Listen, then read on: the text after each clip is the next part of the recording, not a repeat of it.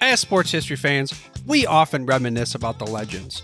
Willis Reed limping onto the NBA Finals court, Kurt Schilling's bloody sock, Kerry Strug's courageous dismount, and so many more. These moments often define sports history. But what about the countless injuries that did not become legends, or careers that were derailed due to inadequate care? That's where this episode's sponsor comes in. Introducing to you, ILP Sports Consultants, your trusted sports injury partner, available 24/7. Brian Maelli at ILP Sports Consultants has over 20 years of experience in the orthopedic and sports medicine industry, and he has worked with athletes across the gamut, from youth to amateurs, professionals, in almost every sport played in the United States of America, accommodating athletes at every stage of their career. This adaptability ensures that ILP services are perfectly tailored to your skill level, no matter where you are in your athletic journey. With ILP, you are in control. Choose the steps that matter most to you. Diagnosis, treatment plan, recovery, or the whole journey. ILP services are tailored to your unique needs. Rushing for care is a common pitfall, leading to future problems. ILP Sports Consultants helps you make the right decisions, ensuring that you receive timely and safe care. And here's a bonus. Brian hosts the Injured List podcast, sharing insights and athlete stories you won't want to miss. Whether you're a concerned parent or grandparent, or an athlete yourself seeking guidance, ILP Sports Consultants is your beacon of hope in sports injury management. Visit ilpsports.com today. That's the letters ilpsports.com. ILP Sports Consultants, where your well-being is the priority and your recovery is the mission. Choose ILP Sports Consultants for a healthier sports journey, helping you get back in the game the smart way.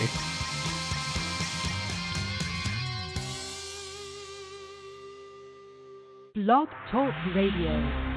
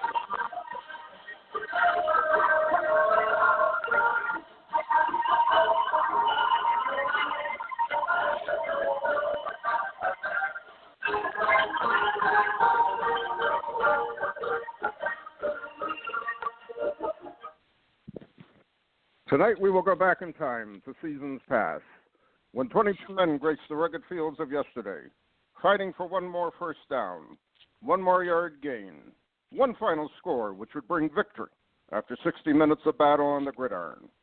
Tonight we'll explore the world of Gridiron Greats. Welcome to Gridiron Greats Football History and its Memorabilia on the Gridiron Greats Publishing and Broadcasting Network, in conjunction with Swick Enterprises. We're live from the Wallingford, Connecticut home of Gridiron Greats magazine, and I'm Bob Swick, publisher and editor of Gridiron Greats magazine, and I'll be your host for the show.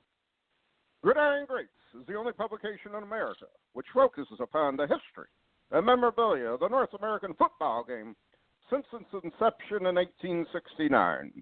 We cover 140-plus years of football history and memorabilia, and you can find us on the web at GridironGreatsMagazine.com. We're sponsored in part by MSB Sports Cards. Check out their website for a large variety of football cards and memorabilia on the web, MSBSportsCards.com. And we're also sponsored in part by BST Auctions. Check out their website and register for their auctions if they haven't yet, BSTAuctions.com. And it is at this time I'd like to introduce my special guest co-host, who is a senior contributing writer to Gridiron Greats magazine, a football, memorabilia, and card collector and historian that has an incredible collection of pre-World War II items, in particular the 1925 Pottsville Maroons. I'd like to introduce a good friend of Gridiron Greats magazine, and the podcast, Mr. Jeff Payne. Jeff, welcome to the show tonight. Hey, good day, Bob. How you doing? You got a little extra pep in your step today. I think it must be a football weekend or something. Any games going on this weekend? Anything good? Big football weekend tomorrow with the classic matchup leading to the Super Bowl. Patriots and Chiefs, the Rams and the Saints. Should be a very interesting and very, very challenging game for all four teams. And I know you're a little biased toward the Patriots there, and all I'm hearing here in New England is the dynasty is either continuing or the dynasty is over. It's pretty interesting to read and listen to at the same time. Well, all four of these, or both of these games, all four of these teams played some incredible games during the regular season, and against each other, their games were incredible. If we have anything like that this weekend, Chiefs and Patriots game was phenomenal, and so was the Rams and Saints. So I'm really looking forward to seeing what happens. Yeah, it should be a great Sunday of football, and we're bracing here for the Ice Armageddon coming. We're going to get a storm with, I guess, incredible amounts of sleet and freezing rain. And, I'm exaggerating it, obviously. So we'll see what happens. Have a little ice on Sunday. So hopefully I won't lose electric, and I'll be able to watch the games in the comfort of the compound here. Hey, Jeff, I want to talk a little bit about, before we have our special guest tonight, the 1935 National Chickle Premium Set, which is also known to purists as the R311 2 set. There's 17 different photo premiums for the set, which were a collector or a child or whoever at the time could send in wrappers and get the different photos sent to them for their collection. It to me almost has like a cult-like following in the hobby, and I'm very happy to have at least one type piece for my collection, which is the 34 New York Giant World Football Championship photo, which is just a classic vintage football photo. I'm looking at it right now. I pulled it out of my collection before the show. Fill us in a little on this set. I know you're very, very advanced in the set, and I know you know a great deal about it. Underrated premiums. The Chickle set is so popular with collectors. You would think the premium set associated with it would be more popular. I'm actually sitting here. I was leafing through my set, as we were going through the intro there and the the music, and it's just a fantastic set. As you mentioned, 17 photos, a combination of football players, kind of portraits of players. There's some portraits of coaches. There's some team photos. You mentioned the Giants, of course. They won in the infamous sneaker game in 1934. So that's the team. Classic game in football history. And there's some action shots as well, both of NFL games and also college games. So everything I read doesn't really designate how difficult some of these are versus others. I've been digging in a little bit, and I'm hoping to write up a little bit more on the set and get something into Gridiron Greats magazine, hopefully this coming year on the set. There's been some correspondence that states that originally they sent out 12 of the premiums, as part of the first set of boxes they sent to the retailers. And as you mentioned, the way you got these premiums was basically redeeming 20 wrappers back to the retail store that you had purchased your cards at, which means 5 of these did not go out with the original kind of low series cards. So I'm guessing they only came out with the short prints. So they are short prints. And the question is, which ones are they? I've been trying to figure that out. That's what I want to spend a little time on. Yeah, so, some that are obvious, right? So Joe Bach is generally regarded as the most difficult premium to find.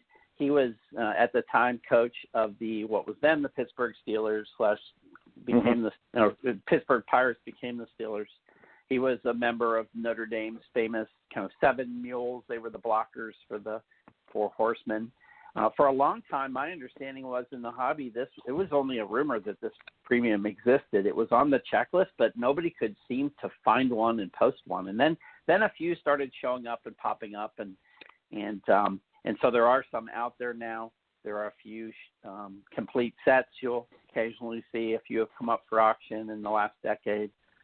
But that one, to me, is the most difficult one, out there to find in any condition. That's a toughie. Another one that for me personally was tough, and I'm really, because there's nothing written up on which ones the short prints are, I did put my set together one at a time, so I kind of sort of know which ones I had trouble finding. The second one was George Christensen. George, very underrated player, not in the Hall of Fame. He is on the 1930s All-Decade team. He was four-time first-teamer, I think two-time second-teamer. He only has one other item, kind of card, if you will, or premium. He has a matchbook in the 33 set, and then he has a Chickle premium in 35. And those are really the only, items of his that show him by himself. I had a bear of a time finding that. I actually found the Joe Bach before I found the Christensen, but I kind of lucked into the Bach. And I've only ever seen one since. So I'm pretty sure the Christensen is one of the ones that was not originally sent out with the set. Right. The other one I had a lot of trouble finding, and this one's a real puzzler, is the Stan Koska. It's a puzzler because it's the only premium that also there's a card in the Chickle set of Koska. And he's one of the short prints, and it's the same exact image as on the premium, which makes me wonder, right? Were they thinking that over time, as the back of the Chickle cards say, they were thinking of creating, they set up to 240 cards for the set. Who knows if they were serious about that or that was marketing, but were they thinking about, converting the ones that were premiums into cards eventually in the set like they did for Koska? Or did they only do that because they were so desperate for images, right? When they were trying to cobble together really a second series, that they had his image, so they used it. But that opens up could we have had a Grange? There's a Grange in the premium. Could they have taken that image of Grange, and were they planning to make that into a Chickle card? That would have been totally awesome, obviously. Right. Well, that's been the argument for a long time. Were those premiums going to be cards down the road, or because of everything going on with Chickle at the time, they just realized keep it at 36 cards and that's it, and that's all they're going to print. I'm also always curious, and maybe you could give me some feedback on it. How many of these premiums do you think were actually printed? Would you have any guesstimate? Well, I mean, the short, you never see them come up. I mean, the one that comes up the most is the Eddie Casey, who, he was the one that signed the back of the cards and supposedly wrote the descriptions for the cards on the back. At least his name is associated with them. That one comes up all the time, which makes you almost wonder whether it was distributed outside of the set itself. That one shows up way more than the others, and so you got to kind of wonder about that one. So there's 17 of them. I would say I've probably, outside of the few sets that pop up, and if anybody goes out there looking for the sets, you'll see the same ones come up for auction again and again, so it's not like all those are separate sets. I would say, if you figure, each box had 12 wrappers in it, and you start doing the math on the population of the Chickle set, you could probably turn the crank and estimate, how many of these were actually ever distributed out there at all. I would say the short print, I would be shocked if, more than 50 of them were even ever distributed, maybe 100. And, because most of them, I've never seen more than 2 or 3 Joe Bucks, for instance, or George Christensen's ever come up. Right. So it's a really low funny. top.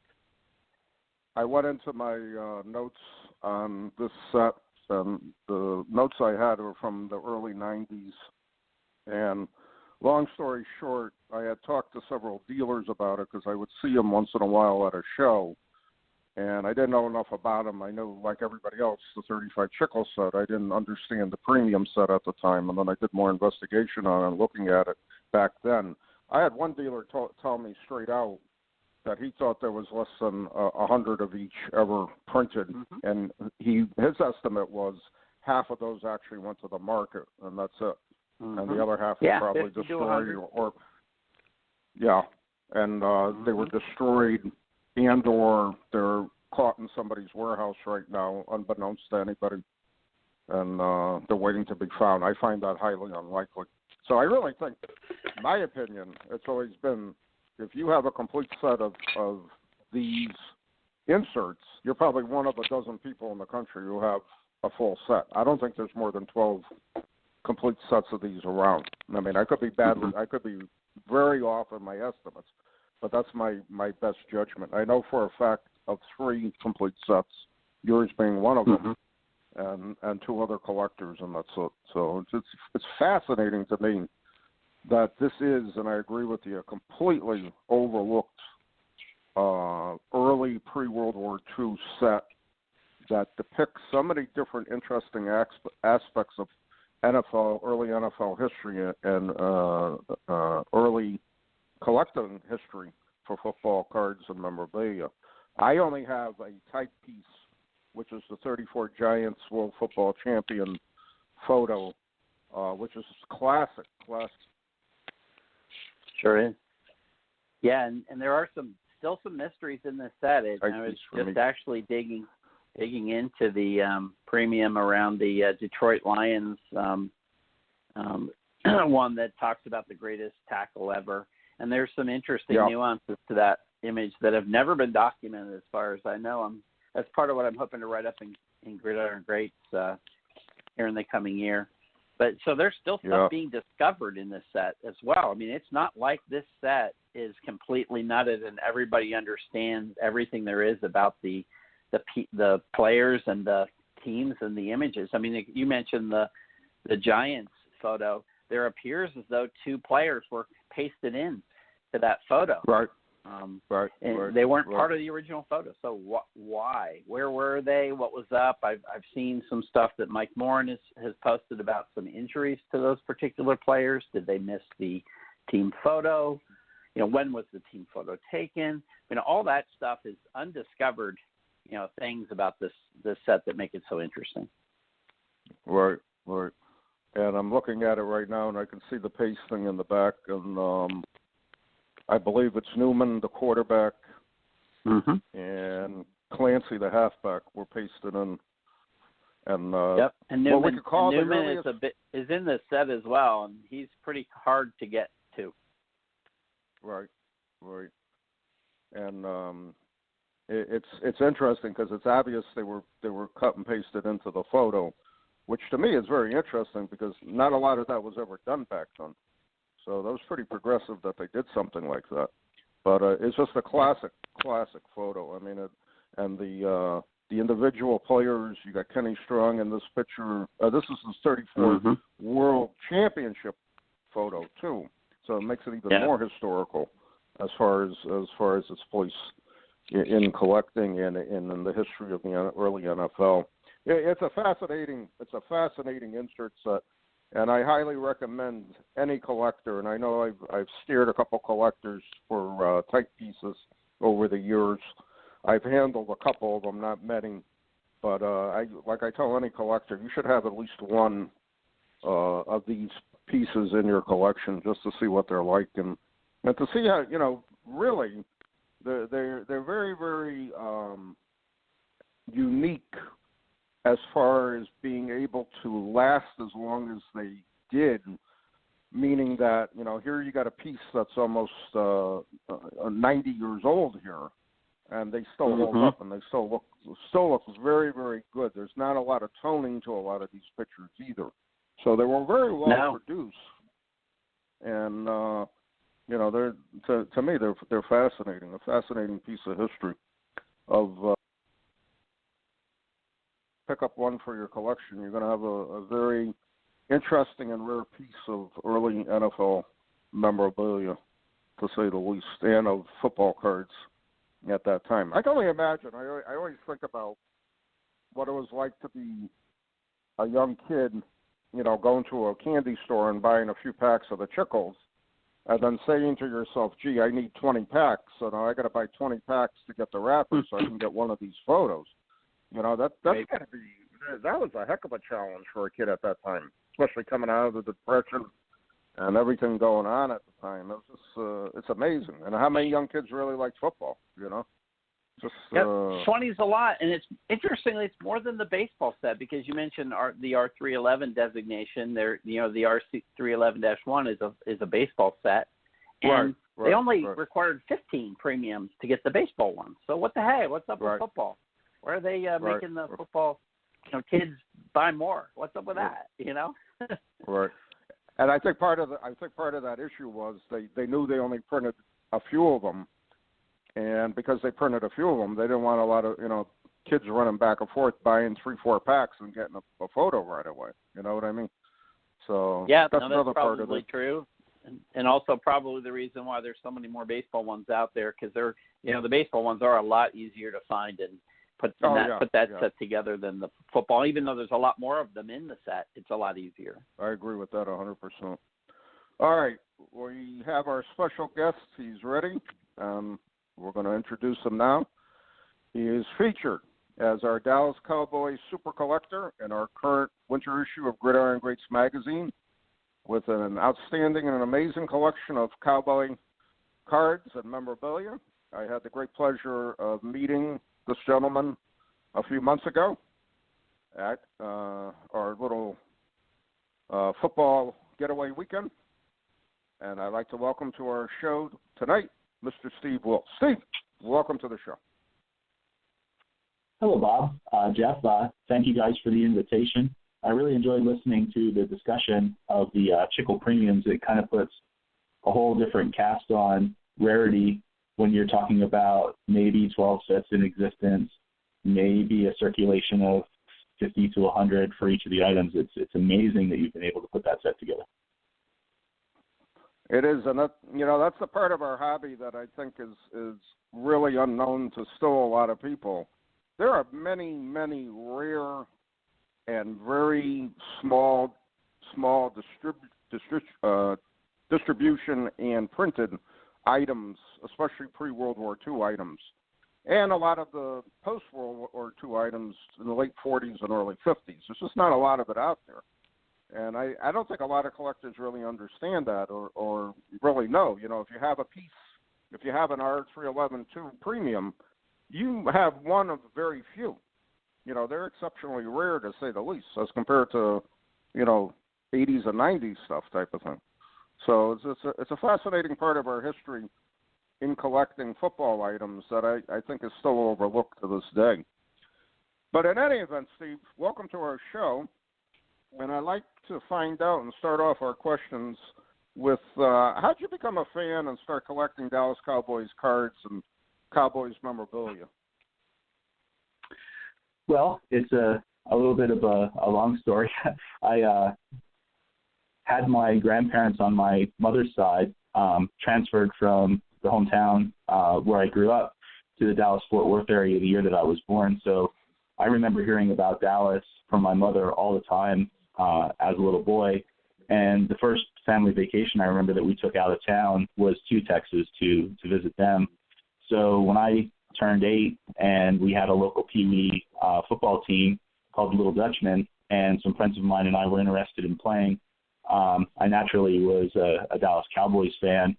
And I remember opening up my first packs of cards in 1980.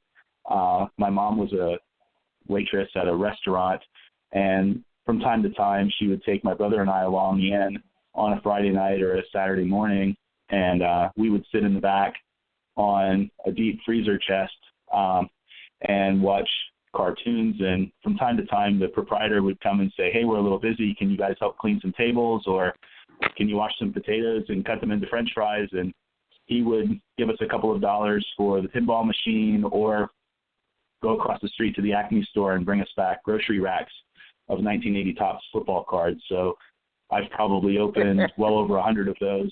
And the Randy White card was my favorite. And in my hometown, Randy's grandmother was a teacher at our high school. So whenever I would talk about the Cowboys, people would always say, do you know Randy White's got family here? And a number of people have stories of, the 4th of July parade where, Randy came to visit his grandmother and he brought Ed Jones and Harvey Martin. Some friends of mine, father worked at a garage, and when Randy was the MVP, co-MVP of Super Bowl 12, he got a car, and he was coming to visit his grandmother in a snowstorm and hit a deer, so that her father, she believes, did the repair work on the vehicle. So she's a big Randy White fan and Dallas Cowboys fan as well.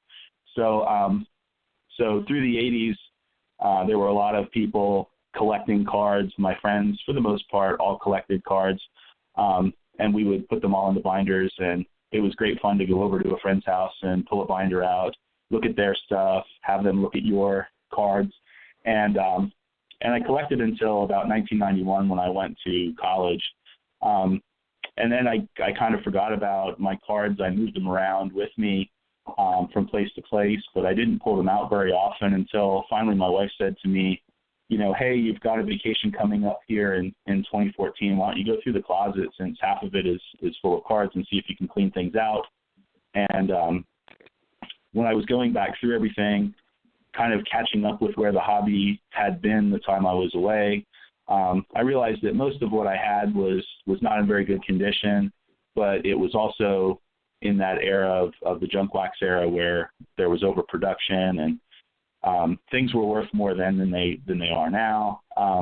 But some of them had sentimental value to me, so I kept those, and I sent the rest of them to commonsforkids.org. They packaged the cards and give them out at children's hospitals and orphanages and so on. So it's a great way for you to take cards that you don't want anymore. And I thought it was a better use of them than, putting a bonfire up in the backyard or filling up a trash bag. Like, I watched a couple of YouTube videos of people burning their cards. Steve, you got to realize it's sacrilegious to burn a card. I would never do that, nor would I dispose any. And I'm like you, I would donate it first before I would ever do something Absolutely. like that. So I take it. I can just kind of imagine.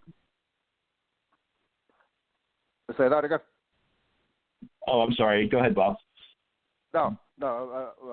To me, it's just I think it's a great idea to donate the cards. I've seen too many people, even at shows, they would break open packs and they would just leave whatever cards they didn't want, and they throw them in the wastebasket or whatever. And then I couldn't believe it. I still don't believe it to this day.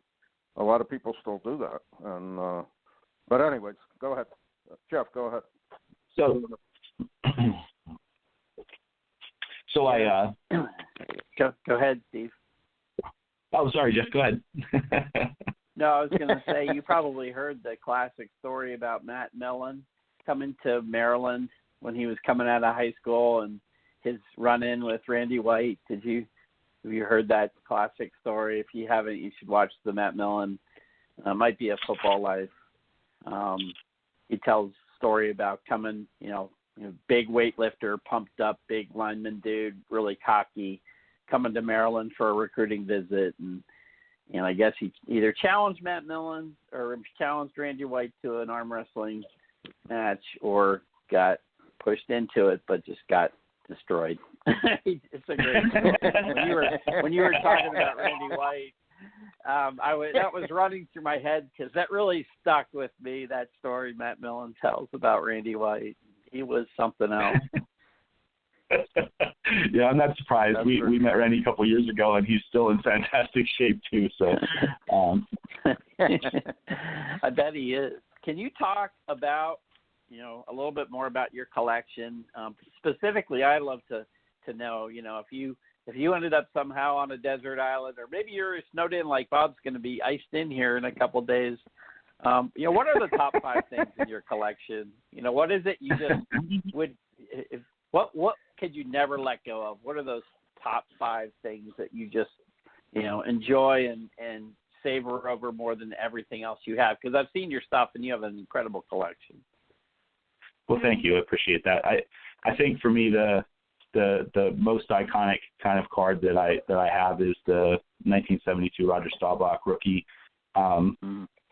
Just such a important person for many people as a football player, but also as a person. My grandfather on my father's side and I used to watch Cowboys games on Sunday afternoon. He was a big Tom Landry fan and Roger Staubach fan, and he often talked about how he admired them not just because of their success, but because of the person that they were as well. So, to me, the Staubach has kind of a classic photo of him, and I really like that one. One that I've tried to get, and it took a long time to get, is the 63 Bob Lilly rookie that I have. It's an 8.5. And, I've always had an affinity to the defensive guys. When I came back into collecting, I went out on the PSA registry, and there were lots of player runs there for the offensive guys. Lots of people like the quarterbacks and the running backs and the wide receivers and so on. But a number of the great Cowboys defensive players like Chuck Howley and Cornell Green and Cliff Harris didn't have sets there. So that kind of helped me set my collecting focus to say, I want to collect these things and, put these things on the registry and see if other collectors are interested in them too. And, fortunately it turned out that there were other people that were interested in collecting them as well. So there's a number of other sets out there, people that have started those sets. The 1961 Fleer, Don Meredith, I think is such a neat card. The image that's on the front of it is neat. I really like the old Cowboys jerseys with the kind of 3/4 sleeves and the stars on the shoulders. And that one, the backdrop there in New York is neat. The original kind of Cowboy Joe logo of the outline on the bottom of the card, I really like. And, Don really and Don Perkins, they really don't get a lot of enough credit in my mind for kind of helping steer the ship from the expansion team into a team that could contend for a championship. I mean, they really went through some really rough years there in Dallas. So I really, really appreciate that card. And then the Randy White rookie card, I know the 1980 card was the first one I opened, but his rookie is such a neat card, the 76 Topps. There's 20 of those in PSA 10, and there's 2 of the 20 of them are in this little town that I live in. Because Randy's, kind of a hometown hero here, even though it's just family of his that lived here. He never lived here, but that Randy White card's fantastic. And I'm really partial to the 65 Philadelphia Gum, Mel Renfro. Just a great shot of him kind of smiling on the front, and really a great item. And I was fortunate to be able to get that. I woke up one Saturday morning and it was listed on eBay, and I was able to buy it right away. So I was real happy. I kind of felt like I stumbled into that one because usually when they come up for auction, they go for a really high price, and it was nice to get that one, just kind of buy it now and know that it was going to be mine. Yeah. No worry, no sweat, right? No snipe. Yes, exactly. Grab it. Always good. Steve, you brought up a good point on that Mel Renfro card. I'm looking at this issue, our issue of GG with the picture in it, and I still remember to this day one of the first sets I opened was the 65 Philly set, and I remembered how many players actually smiled in that set and how many didn't, because it was a classic, profile card picture they took for the card. So I got to agree with you. That Mel Renfro card is a beautiful card, and your card, I mean, is literally in perfect condition. I pulled mine out from the set just to look, but yours is much better than mine. And beautiful card, though, beautiful card. And I do agree with you. Him smiling on it just really looks great. Yeah, it's Yeah, really, I and pulled really my nice. pulled my setup, and I didn't even scan that card, so that doesn't bode well for the quality of mine. Go ahead, Steve. I was gonna say there's a really neat backstory on Mel when the Cowboys were on the clock and they wanted to draft him. I guess he had a disagreement with a girlfriend, I believe, and had punched a mirror. So Gil Brandt wanted to make sure that he was still able to play. It wouldn't impact his career. So just a little bit of a different time then. They're on the conference call for the draft, and Gil called a doctor who was, I guess, in Portland, and he drove to where Mel was and inspected his hand and called back a few hours later and gave the report to Gil, and everything looked like it was okay, and the Cowboys went ahead and drafted him. So totally different than today where you've got 8 minutes, 10 minutes to make a pick and so on and so forth.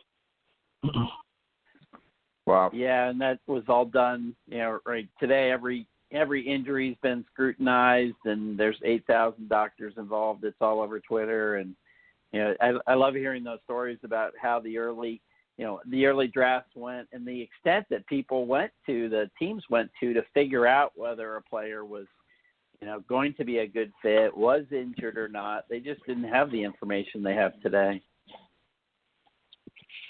Right. Yeah, it's amazing. It's amazing. I know you're collecting some other sets. Can you tell us about those? Yeah. So when I first got collecting again in 2014, I kind of jumped in with both feet on buying these graded Cowboys cards for, the all-time Cowboys set and the Ring of Honor set, and then started to put together these player runs to get these players recognized on the registry. But after a little while, it gets tough to try and find upgrades, and I really wanted to be able to look at the whole set. And I kind of fell in love with the 69 Topps first series football cards with the kind of full bleed color to the edge. And I started to put that set together. Yeah, it's a beautiful set. And I started to put that together as a graded set. And I got over 100 cards for the set. And I purchased some very nice non-graded cards and thought, well, I'll send them into PSA and see if I can get them added to my set. And when they came back, they were all 8s and 9s. And I thought, I bought these for, $2, $3, $4, significantly less than I'm paying for these graded cards. Why don't I just, try and be picky and buy these cards ungraded and put together the set that way? So I sort of stopped putting together the graded set, started putting together the non-graded set, and I found that I really enjoyed that a lot. And putting the cards into a binder, looking at them that way, kind of reconnects me back to when I was a kid, and I would share binders with my friends. And I really like seeing the entire set. So as much as I like my Cowboys, I like seeing Jim Brown and some of the other guys in the earlier 60s sets. So I really started to enjoy that, and I've spent a lot of time the last couple of years putting together a set run from 1963 to 1969. And some of the years I'm very close on. I'm a Barton Star away from the 64 set and a Maxi Bond away from completing the 69 set, and a couple of sets that I've got a long way to go. I think I only have 9 or 10 cards for the 67 Philadelphia set, for example. But that's what I've been spending a lot of my time on. And it's interesting because some of the cards that you find yourself chasing, like 1964 Philadelphia, I really, really looked for, Tom Gilberg and Joe Krupa and Grady Alderman and Ron Bull. And I had a difficult time with Gary Collins. And you just start going back and researching more about the teams. And the sets were so small, 12, 14 cards for each team. The guys that were in the sets for the teams were really, the best players on the team or some prospects on the team. And it's really nice to go back and learn about the history of the teams, the history of the players, and you get much more of an appreciation for what the league was like then, what the game was like then. So I've found that it's been, a really good experience for me to kind of, go away from, in some respects, that really tight collecting focus that I had around my graded Cowboys cards to expand a little bit into some sets from the 1960s, because it's really been an enjoyable experience. Well, you're addicted, Steve. So National Tickle Premiums are next. Yeah, well, or try and find some of the pot still items that you don't already have, Jeff.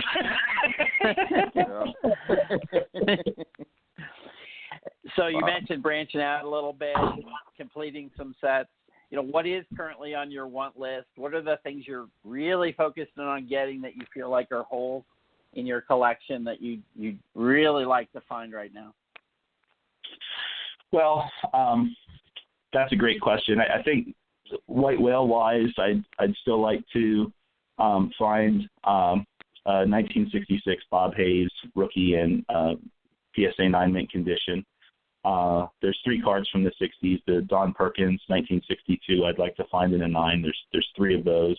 I've never seen one. And the Bob Lilly 63, I have an 8.5. I would like to try and upgrade to a 9, but I might spend the rest of my life looking for those and not find them. So realistically, I'm working on filling in my set run, the 63 to 69 set run, and I'm looking for a 1971 Bazooka box with Dick Buckus and Charlie Sanders and Chuck Howley on it, as well as a panel from the same box for my Chuck Howley master set.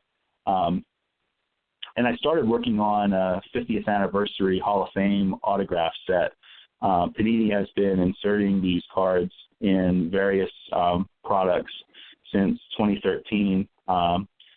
And I've got about half of the set. Each of the cards is limited to 50 produced, and they're numbered on the back. And they're kind of a mirror finish look with a photo from the period of the player's career and an autograph on the front.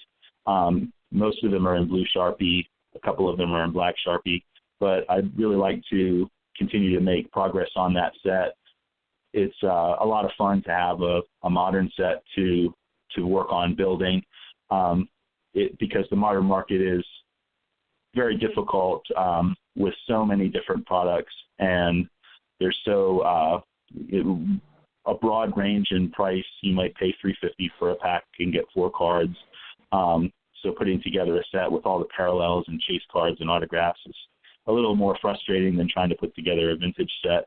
But the autograph set's been fun. It's been a nice challenge, and they're beautiful looking cards.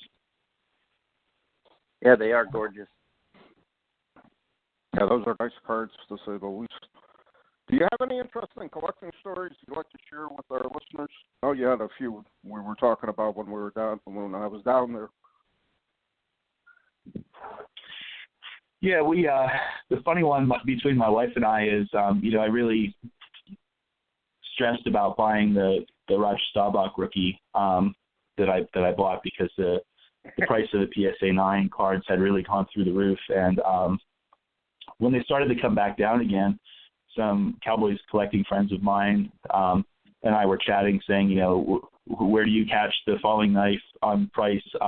They'd gone up to just under $18,000 in the summer of 2016, and they had been at $4,000 to $5,000 for a long time. So where's the right place to try and buy it? Where's it going to stabilize? So finally, looked like it was back to an area of price where it was going to be pretty stable. So I thought, well, I'd really like to get this, but my wife went to bed, and the auction was about to end, and it turned out that I was fortunate enough to win it. So I told her the next morning, and she was kind of like, yeah, I'm getting ready for work. And she didn't really understand what was so exciting about it. But then it came in the mail in a huge box, could have held a basketball. And, it was boxes inside of boxes and wrapping. And, I looked at it for about an hour with my 10X loop and really kind of studied it. And then I took it to the safe deposit box. And when my wife came home, she was like, hey, I'd like to see the card, but it wasn't here. So I said that it's already at the bank, and she was a little disappointed. So that Saturday morning, I kind of woke her up early and said, hey, do you want to go see Roger at the bank? And so now it's kind of a running joke for us. Whenever I'm talking to someone about my collection, she'll be saying to me, are you going to take him to see Roger? So That's great. So that's a funny story. And I guess the other one that I talked about in the magazine was, I wanted to get Bob Lilly's autograph, and he was going to be at the White Plains show last January, and I had planned to go, and couldn't talk anybody into going along with me. So a little bit of a long drive, but I thought it's worthwhile. And then leading into that weekend, we ended up getting snow and sleet, so it made it a longer drive, about a little under 7 hours round trip. But I did go, and the 8x10 is pictured in the magazine. It's an early photo of Lilly in the blue kind of 3/4 sleeve jerseys with the stars on the shoulder in the Cotton Bowl, and he signed it Mr. Cowboy, Hall of Fame, 1980. So I was really happy to get to talk with him for a couple minutes and get a couple of pictures and get his autograph. So that was a great story. For me, at least, anyway, it was satisfying. When we got together in December, you can't forget your Dorsett experience too. I got to see that firsthand when you got to cozy up next to Tony and get an autograph and chat with him a little bit. That was really cool at the Philly show.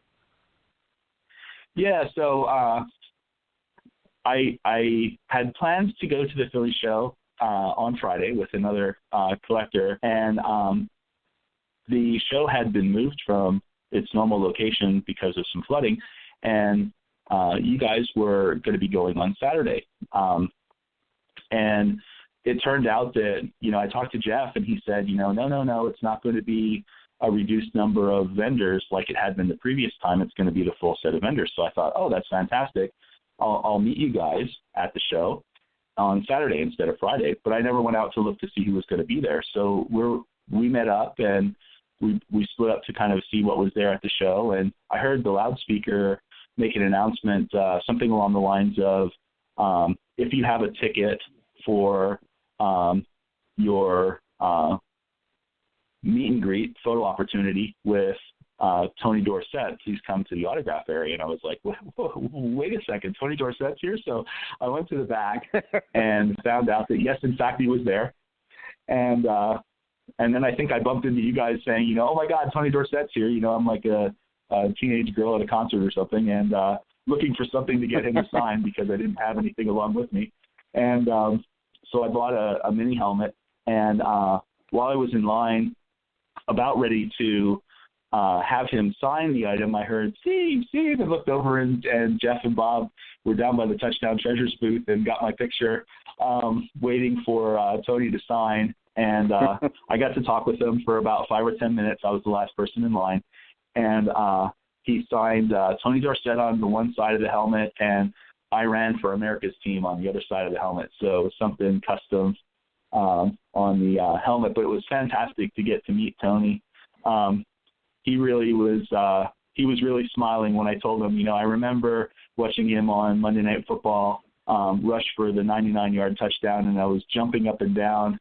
He really laughed at that, I guess maybe trying to picture that in his mind. But, yeah, it was a great opportunity to get to meet him. That's a great story. He looked like he was in good shape. He looked, he didn't look beat up or anything like that. And I'm glad he was able to spend time with his fans, because I saw him with several people just, talking for a few minutes. He wasn't, signing and get out of here type of thing. So that was very good on his part. He was a class act. He still is a class act all the way. Great guy, great player, to say the least. I was glad you got the autograph. I thought that was real cool. That was really nice to see. And that was an interesting really show. Cool. Yeah, thanks. It was a good show, as we commented, on the ride home. I'm still amazed at seeing dealers who just don't move in their tables. They just sit there for the entire show. No eye contact, no voice contact type of thing. It just cracks me up, to say the least. But there was a lot of nice stuff there. I enjoyed seeing all the different things and getting out of the area to see a different show too, which was good. It was good. Yeah, it was a lot of fun. Really enjoyed that. Steve, another question for you. So if you could do it all over again, you're back starting to collect, and what would you do differently? So what's your advice to people coming into the hobby, trying to figure out what to focus on? I mean, we always say, collect what you love. We all agree with that. But any nuances to that, and any advice or guidance you could give to newer collectors on how to go about things, in a way, what lessons have you learned in collecting? Yeah, that's a great question, Jeff. I think for me, finding something that I really wanted to kind of tear into and that I really had kind of staying power on took a little bit of time. I started looking at things that, well, maybe they're not expensive, so I would buy. I started collecting like the all-time AFL rookie cards and things like that. And then I realized that, well, it's neat to read about these guys and learn about them, but I don't need to have the investment in all of their cards. So then I sold those, and I started to look on the modern side at players from the 90s and the 2000s, and there was a bunch of inserts and parallels from the 90s that were going for astronomical dollars. So I bought a couple of those, and then I had some buyer's remorse. And then I realized that, I really appreciated when there was one card that was kind of the base card for the player, and maybe there were some regional items or kind of oddball items, but I kind of liked the simplicity of having a 76 Topps Randy White card or a 1966 Philadelphia Gum Chuck Howard kind of thing. So I went back and started to buy those. And one of the things I found over time was while I really appreciated buying the higher grade items kind of when I was competitively building my sets, now I'm a lot more picky. If I see a card like recently I saw an Ed Jones that was graded a 10, and I didn't think it was 10, so I didn't even make an offer on it. I would just say to new collectors, look at the card, really think about what is an important characteristic to you. Is it having the card? Is it the condition of the card? Do you really need to spend the extra money for something that is different under a 10x loop versus the naked eye, kind of a difference between a 9 and a 10? And is it more enjoyable for you to go with the lower priced item and not have such a financial investment in it? If I had to do things over, that would be the one thing I would look at, whether or not I would put as much of a premium on the super high quality of the item versus just having a high quality item, if that makes sense. No, it does. Yes. Yeah, that's good advice. I think a lot of collectors in a way are just so hung up on the number of the card rather than looking at the card itself, the beauty of the card, so on and so forth, and the affordability of the card. And again, not to sound like a broken record, but I am. I have very few graded cards in my collection, and I just enjoy collecting. I mean, it's not. I'm sure I'd like a better grade card or whatever, but in the same light, I'm glad I got the card I got, and I appreciate the history behind the card at the same time. And this is coming from somebody who still has a lot of cards from my childhood from the 60s, and was able to build upon it, over the years. And again, I tell a lot of collectors too, buy the card, don't buy the grade. If you really like that card, it looks really nice, buy it, and that's important. Well, Steve, I appreciate you being on the show. What a great collection you have. I was very happy to see some of it in person, and I was glad to meet you. And on our what I call my probably the fastest 72 hours I've lived in a long time, back in December, on a total football jaunt, if there ever was one. So again, Steve, thanks for being on the show, and I'm sure we'll be in touch down the road. Thank you, Steve. Thank you, guys. Steve Wolf, Dallas Cowboys Super Collector, in this winter issue of Gridiron Greats magazine. Jeff, we got about 6 minutes left. We're going to wrap things up. I'm going to hand it off to you. What'd you learn on tonight's show as far as the Chickles or the premiums and some very, very well-documented and great Cowboys pieces for Steve's collection? Yeah, Steve's got a great collection. I was sitting here mulling this over as I was listening to him. And, the thing that strikes me, Bob, is, we hear so many times, and I've been listening to you and Joe on the podcast forever, kind of the classic story of pulling out your cards from your childhood, thinking maybe you're going to throw them away, you're cleaning stuff out, and you kind of get sucked back in, right? And you start, collecting them, and then maybe you drift back into vintage. But what Steve's doing, I think, is interesting, and I wonder if it is where the hobby is going. And that is that he drifted back into vintage, but he also moved forward into some of the modern cards, particularly the retro sets that are being produced, which I got to admit, they are beautiful, right? I'm not a big modern collector, but I can understand how if, you're a Dallas Cowboy fan and you love these players from, 60 to, through your childhood, and there's, classic retro sets coming out, whether they're auto or they're, refractor or whatever, that are representing those classic players, why you'd want them in your collection. And also Steve kind of blends between someone who's collecting, manufacturer sets. He's got a team set. He's got player sets for players he enjoys. And I wonder if that kind of mix, that blend of I am or I'm not a set collector, or I am or I'm not a type collector, or I am or I am not a team collector, or whatever, is what's happening in the hobby. And I personally think those kinds of things happening in the hobby is good for the hobby moving forward, because it's going to keep everybody engaged with some of the newer sets and kind of round out people's collections. So, that's kind of what I got. I agree with you 100%. I agree with you 100%. I think classic set collecting is long gone. Old timers like me who still prefer, collecting sets. I'm at the point in my collection, like I told you numerous times, for a lot of the oddball stuff I'm looking for, I'm happy now to get one type card from the set. So at least I can see what it actually is. And I have a type collection, and I do have a type collection. And I also have a complete set collection, too, at the same time. And I fully understand I can't collect every oddball set known to mankind. I don't have the resources, nor do I have, or am I going to find them at the same time? So I think you really hit it spot on with what your analysis, that is probably the trend for the hobby, and it is very, very healthy for the hobby at the same time.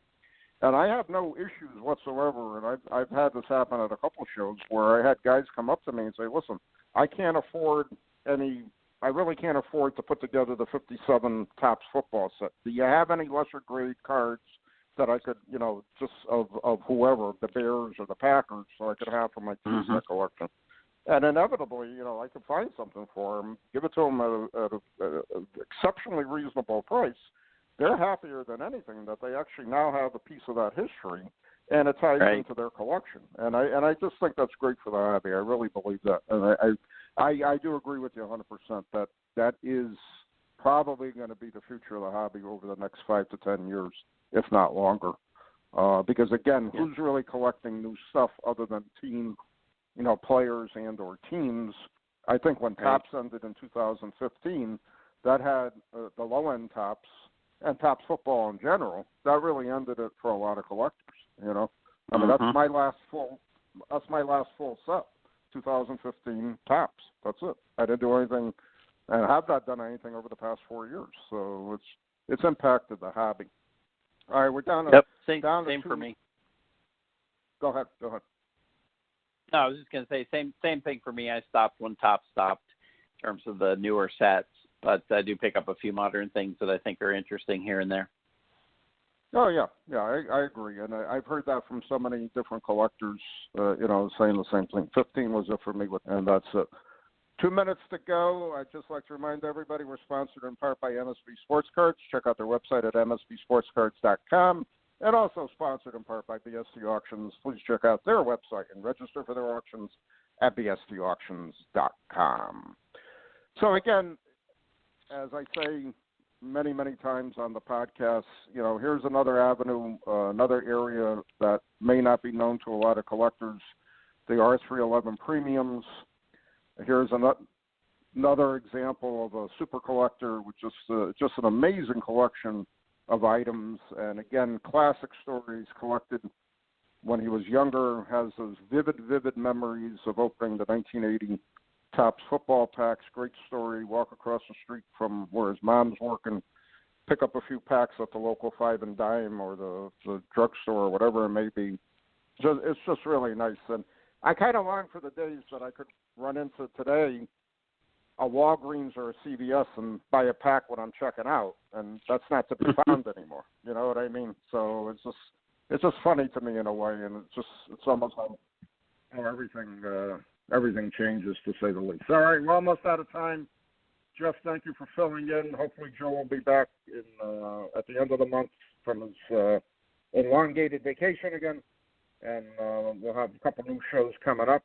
I will go publicly and say I appreciate you putting on that weekend a few weeks ago. What a great time I had. I really became rejuvenated for the hobby again to meet the challenges of 19. All right, we're almost out of time. Thanks for listening. Again, check out our website at gridirongreatsmagazine.com. Thank you for listening. Thanks, Bob. Take care. Thanks, Jeff.